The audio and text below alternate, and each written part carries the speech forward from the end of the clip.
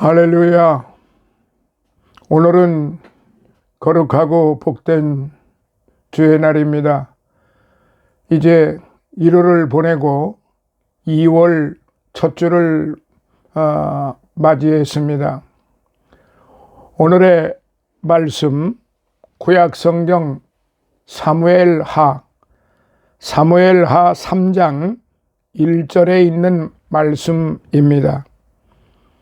사울의 집과 다윗의 집 사이에 전쟁이 오래매 다윗은 점점 강하여 가고 사울의 집은 점점 약하여 가니라.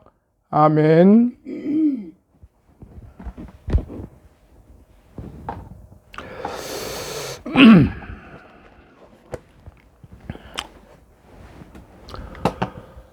할렐루야.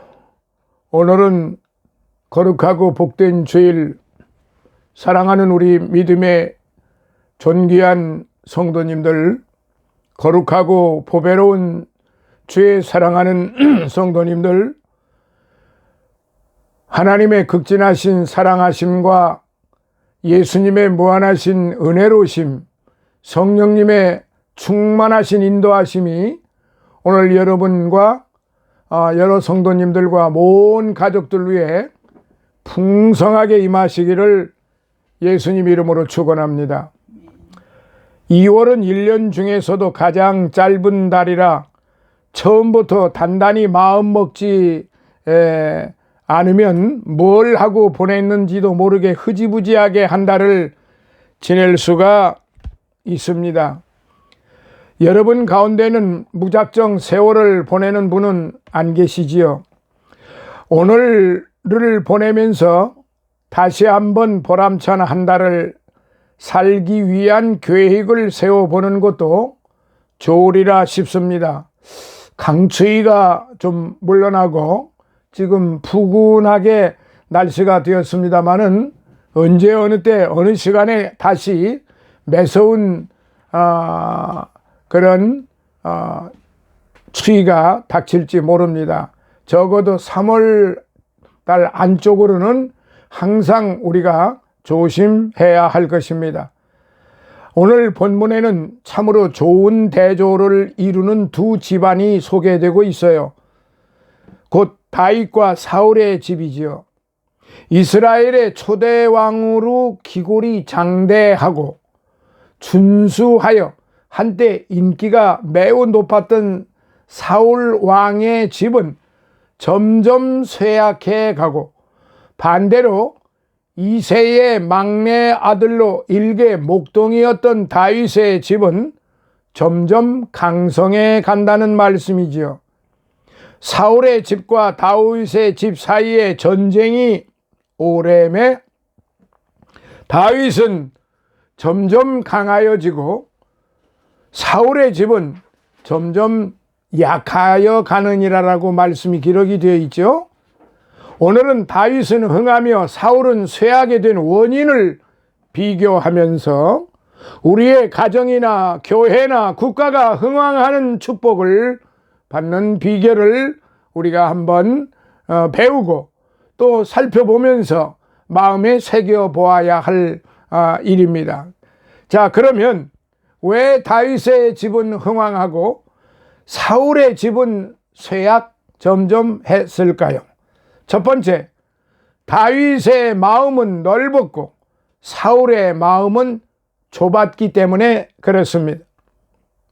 한 번은 이스라엘과 블레셋이 서로 마주 대하여 항오를 벌이고 있을 때 적장인 골리앗이 이스라엘의 군대를 모욕하였지요. 그러자 다윗은 블레셋 나라의 무적 장군 골리앗을 물맷돌 하나로 쳐 죽이고 목을 베어 가지고 돌아왔어요. 그때 이스라엘 여인들이 춤을 추며 창화하기를 사울이 죽인 자는 천천히요 다윗은 만만이로다라고 하자 그 말을 듣는 순간부터 사울 왕의 마음은 심히 노하며 불쾌해지고 강한 질투심을 갖기 시작했는데 이게 바로 사단이 사울의 마음속에 침투했기 때문에 그렇습니다. 사울이 이 마음을 절제하지를 못하니까 마음이 점점 좁아지기 시작을 했어요.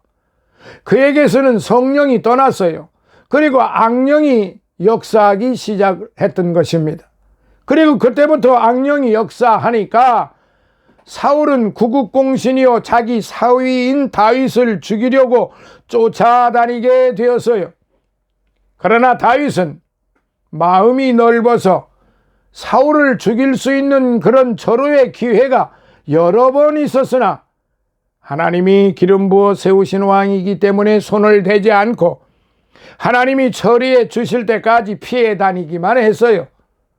식탁에 앉은 다윗을 사울이 창을 던져 죽이려고 했으나 다윗이 그것을 피하여 살아난 때도 있었고 누운 그를 죽이려 한 때도 있었으며 그가 광야에 숨으면 죽이려고 광야로 쫓아다니기도 했으나 결국 사울 왕은 그 창에 자기가 엎드려 자살해서 죽고 말았고 그의 아들 요나단까지 그 전쟁에서 죽고 말았어요.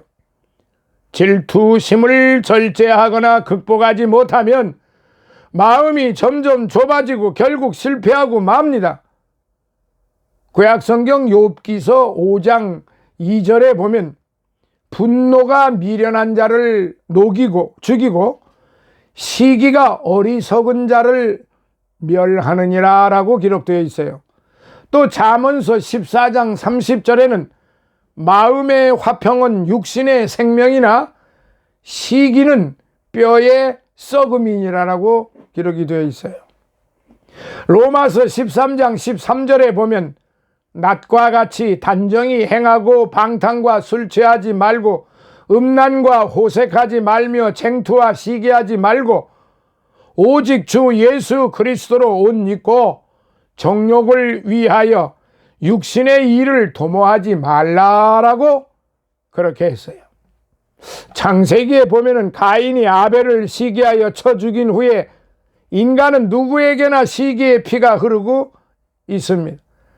칭찬받고 존경받는 위치에 서 있는 사람일수록 시기심이 더 커요. 그 예로 예수님 당시의 서기관, 바리새인들과 장로들은 서민들의 지지와 존경을 한 몸에 받으시던 예수님을 시기하여 십자가에 못 박아 죽이기까지 했어요. 요셉의 형들은 아버지 야곱의 사랑을 독차지하는 요셉을 보다 못하여 죽이려다가 애굽 상인들에게 팔아먹었어요. 아버지에게는 요셉의 옷에 짐승의 피를 묻혀 가지고 가서 요셉이 짐승에게 찢겨 죽었다고 거짓말을 했어요. 이런 세상에 불효막심한 자식들이 있겠어요? 시기심은 누구나 있는데 이런 마음이 일어날 때마다 즉시 물리치고 말씀을 묵상하며 기도로서 극복해야 하지요. 그렇지 않으면 결국 사울과 같이 쇠하게 됩니다. 요즘 우리 사회에도 우리 교회 내에도 이런 사람들이 많이 있습니다. 시기를 하게 되고 그 시기가 점점 자기가 파놓은 함정에 빠지게 되어서 결국은 사필 규정의 그런 결과를 맞게 되는 것입니다. 자기가 파놓은 함정에 자기가 빠지지요. 우리가 구약 성경에서 에스더서를 보면은 하만과 에스더의 그 관계를 놓고 볼 때 하만은 에스더를 그리고 에스더의 백성 이스라엘 백성들을 다 멸절시키려고 온갖 계획을 다 세웠어요. 그래서 완벽하게 이제 그것이 다 이루어질 줄 알고 했다가 순간에 뒤집어지고 말았습니다. 왜냐? 모함을 했고 시기를 했고 질투를 했고 거짓을 했기 때문에 결국은 자신이 에스더와 이스라엘 백성들을 멸절시키려고 했던 그 계략 속에 자신이 파놓은 함정에 자신이 빠져버리고 결국은 비참하게 처형을 당하고 말았죠. 우리 주변에 이런 사람들이 많아요. 국가적으로, 정치적으로. 지금 우리가 살고 있는 이 시대 뉴스를 들어보면 한심하기 짝이 없어요. 뭐 심지어는 TV에서 드라마 나오는 것도 보면은 한결같이 다 그런 이야기들이에요. 옛날 리비아 사막에 한 성자가 은둔 생활을 하고 있었는데 마귀들이 의심과 온갖 유혹으로 그 육체를 괴롭혔으나 이 성자는 굴하지 않았어요. 그러자 다른 한 마귀가 나타나서 방법을 바꾸어서 그 성자의 귓가에다 대고 말하기를, 그 소식 들었습니까? 당신의 형제가 알렉산드리아의 감독이 되었습니다 라고 하니까 이 성자가 갑자기 시기심이 생겨서 그 평온하던 얼굴이 잔뜩 찌푸려지더니 아기에 찬 얼굴이 되고 말더랍니다. 어느 날 유명한 화가인 레오나르도 다빈치와 젊은 화가인 미켈란젤로가 플로렌스의 큰 홀에 그림을 그리도록 부탁을 받았지요. 이때 다빈치도 잘 그렸지만은 미켈란젤로의 그림도 잘 그린 것을 본 한 사람이 말하기를, 레오나르도도 이제 늙어가는구먼이라고 했답니다. 그랬더니 그는 이 말을 잊지 못하고 남은 생애를 우울한 상태로 지냈다는 거예요. 우리는 자신이 질투심에 사로잡히지 않도록 항상 기도하며 주의해야 할 뿐만 아니라 남에게 시기심을 유발하지 않도록 또한 주의를 기울여야 하지요.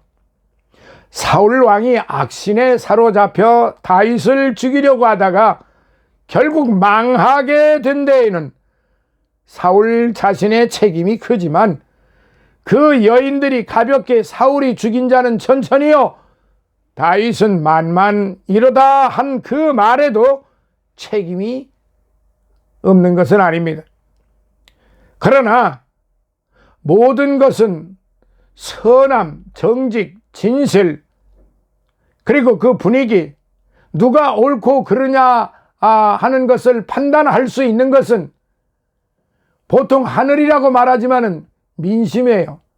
그래서 말하기를 민심은 곧 천심이다 라고 그렇게 이구동성으로 말하는 것입니다.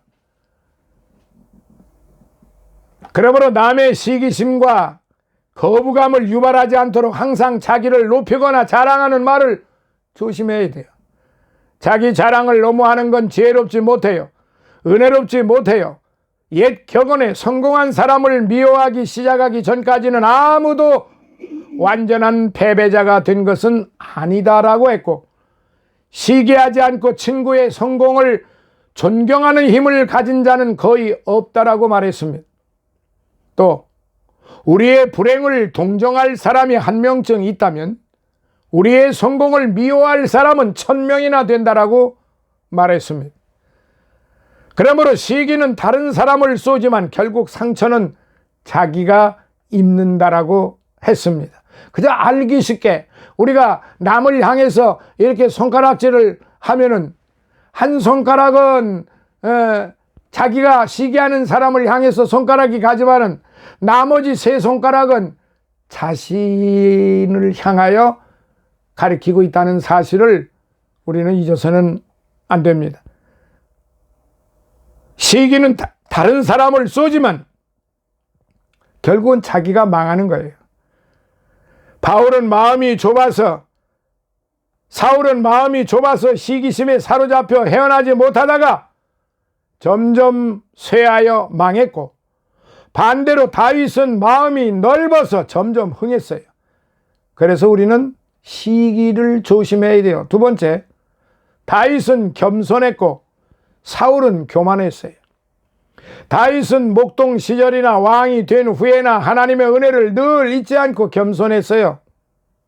다윗이 자기는 백향목 궁에 거하면서 여호와의 법궤는 장막에 있음을 죄송하게 생각하여 성전을 건축하려고 할 때 다윗은 전쟁에서 피를 많이 흘렸으므로 하나님이 허락하시지 않으면서도 그 마음을 가상히 여겨 축복하실 때 다윗이 말하기를, 주 여호와여, 나는 누구오며 내 집은 무엇이고 한데 나로 이렇게 이르게 하셨나이까 하고 지극히 겸손한 태도를 보였습니다.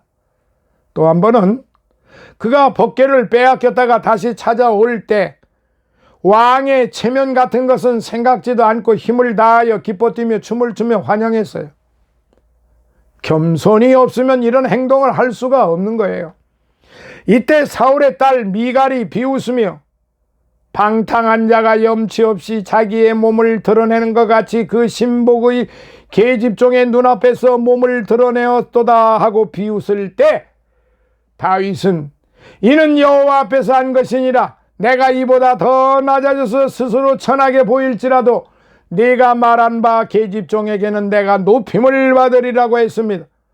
또 다윗이 범죄했을 때, 다윗이 범죄 안 한 것이 아니에요. 다윗도 범죄를 많이 했어요. 무명 선지자 나단이 찾아와서 손가락질하여 당신이 바로 그 사람입니다 하고 죄를 책망할 때 그는 그 자리에서 바로 겸손히 회개하였던 것입니다. 왕의 권위로 나단을 쫓아버리거나 투옥하지도 않았고 체면을 생각하여 자기 죄를 변명하거나 숨기려 들지도 않았어요. 오히려 내가 범죄했나이다 하며 꼬꾸라져 통곡하며 회개했어요. 다윗은 참으로 마음이 겸손하고 부드러웠지요. 오늘 우리 시대를 보세요.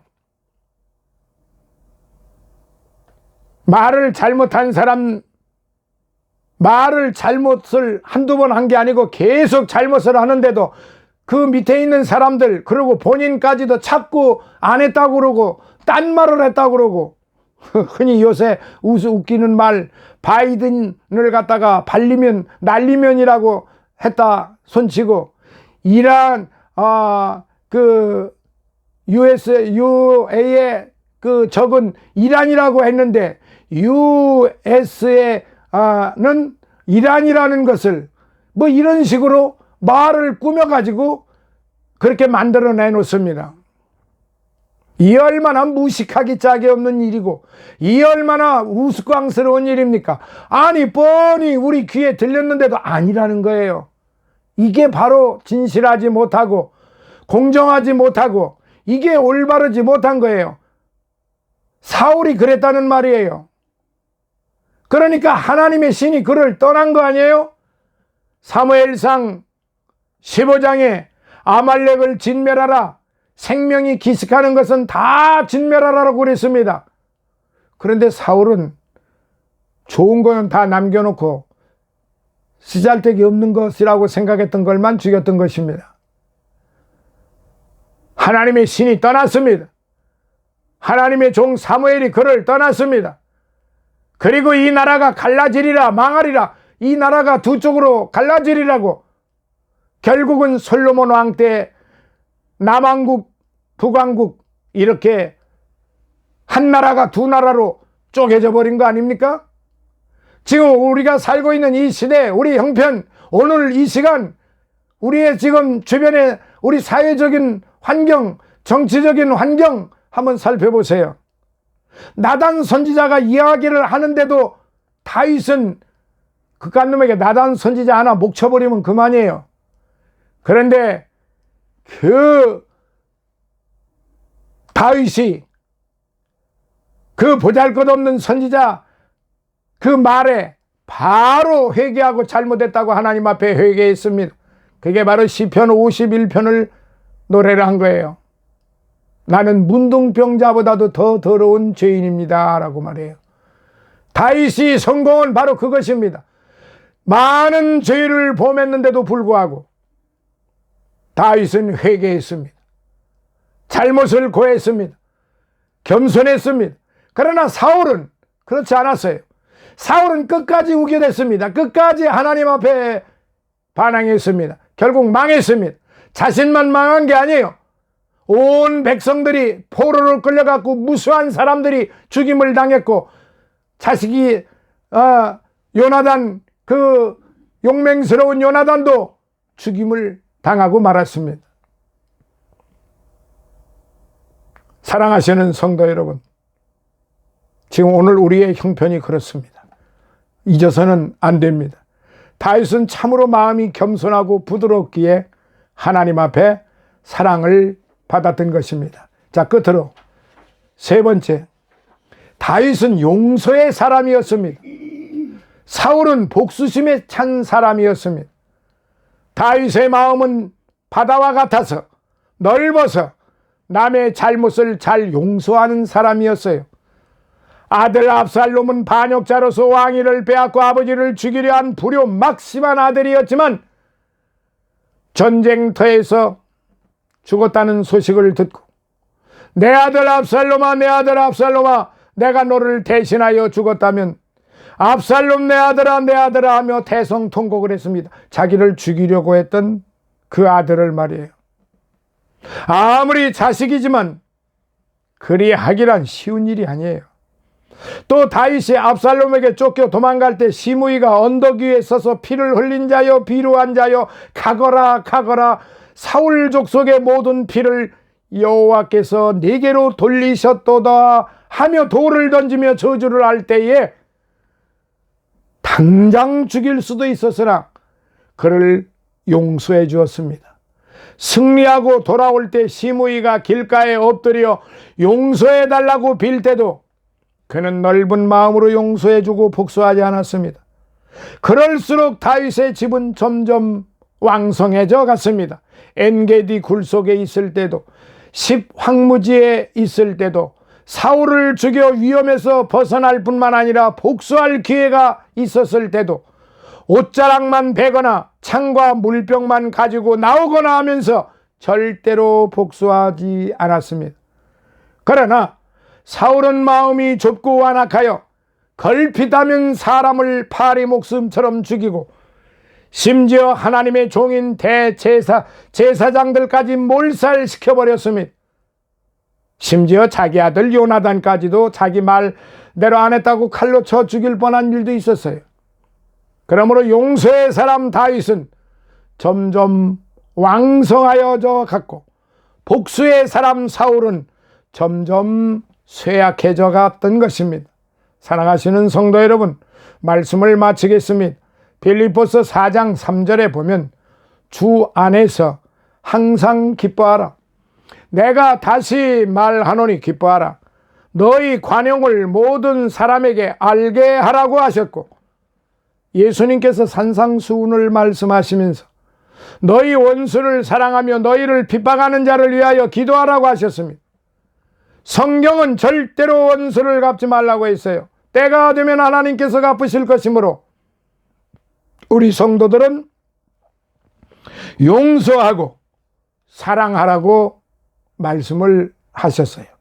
예수님께서 십자가에 달려 죽으시는 순간에도 아버지여 저희를 사하여 주옵소서, 자기의 하는 것을 알지 못함이니이다 하고 못 박는 원수들을 용서해 달라고 기도했습니다. 스데반이 순교할 때 마지막으로 무릎을 꿇고 크게 부르짖는 기도가 주여 이 죄를 저들에게 돌리지 마옵소서 하는 용서의 기도였습니다.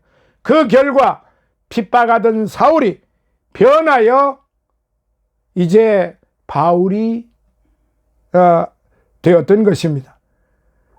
그리스도인이란 완전히 의로운 사람이 아니라 죄인임에도 불구하고 용서받은 자임을 기억해야 합니다. 그리고 자신이 값없이 용서받았듯이 다른 사람들도 용서해야 할 마땅한 의무가 있는 사람이라는 것을 결코 잊지 말아야 할 것입니다. 그러므로 복수심에 차서 원수 갚기 좋아하는 사람은 결코 흥황할 수가 없어요. 그것은 용서하시기를 즐겨하시고 우리에게도 서로 용서해 줄 것을 기대하시는 하나님의 선하신 뜻을 거스르는 일이 되기 때문에 그렇습니다. 여러분, 어찌하든지 간에 하나님을 믿고 의지하며 순종하여 하나님의 편에 서시고 마귀 편에 서서는 안 됩니다. 하나님이 함께 하시는 임마누엘의 사람이 되십시오.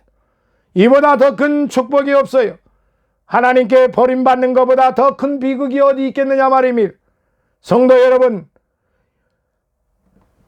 시기를 버리고 넓은 마음을 갖도록 하시고 항상 겸손한 사람이 되며 복수가 아니라 용서하는 사람이 될 때 하나님이 얼마나 기뻐하시고 더 나아가서는 하나님의 뜻을, 우리 주님의 말씀하신 것을 순종하며 그 뜻을 따르는 것이 되는 것이 라는 것을 마음속에 다시 한번 새기시고, 다윗의 집과 같이 날마다 여러분들의 집이 왕성해가는 그런 축복을 받으시기를 예수님 이름으로 축원합니다.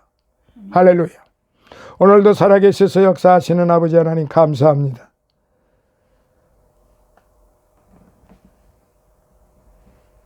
다윗의 집은 날마다 왕성해졌고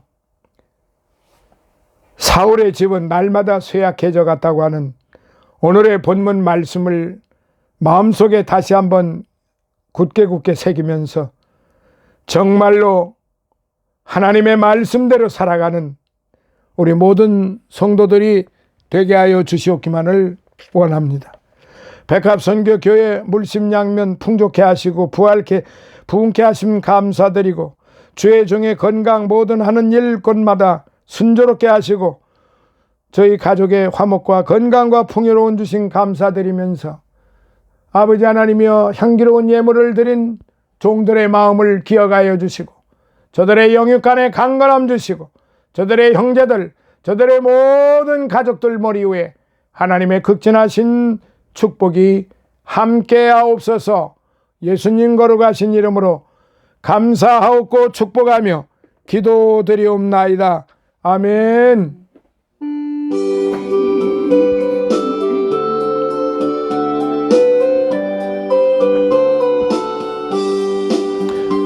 내 주의 나라와 주 계신 성전과 피 흘려 사신 교회를 늘 사랑합니다. 내 주의 교회는 천성과 같아서 눈동자같이 아끼사 늘 보호하시네. 이 교회 위하여 눈물과 기도로 이 생명 다하기까지 늘 봉사합니다. 성도의 교제와 교회의 생활과 그 주와 맺은 언약을 늘 좋아합니다.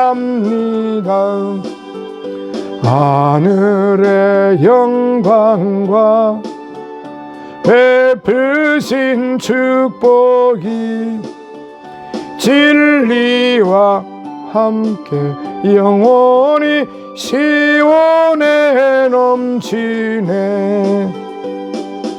아멘.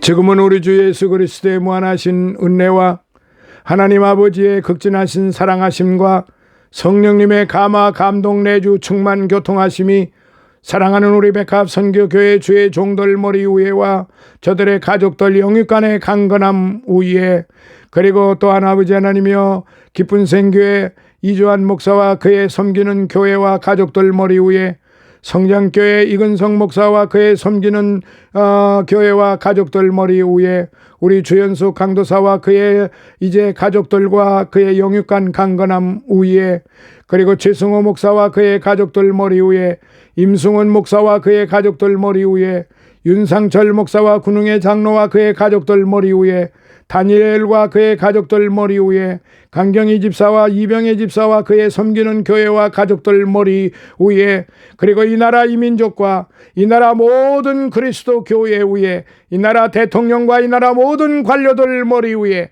해외에 나가 있는 우리의 선교사들과 그들의 가족들 머리 위에, 그리고 종과 함께 하나님의 말씀을 공부하는 모든 믿음의 성도들 머리 위에 이제로부터 영원토록 함께 있을지어다. 아멘.